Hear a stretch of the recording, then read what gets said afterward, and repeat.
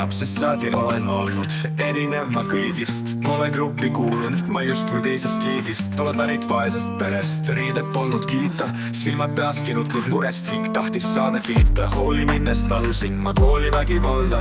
Riided hävitati mudas, näidati veel talda. Mul prillid puruks tõmmati ning minema siis joosti. Mind aina läbi sõimati, mis peale võeti toosti. Kui üritasin nalja teha, peeti mind piilikuks. Loobiti mu asju maha, riided tehti auklikuks. Naljad leti minu üle klassiruumis kõvasti. Mõnitati, et ma kole, aina öeldi halvasti. Ta pandi koridoris, et mind maha niita. See, kes kõige rohkem noris, see mudelt sai kiita. Hüüdnimedega õnnistati, et mind rohkem solvata. Mu pihta aina osutati, et mu tundeid salvata.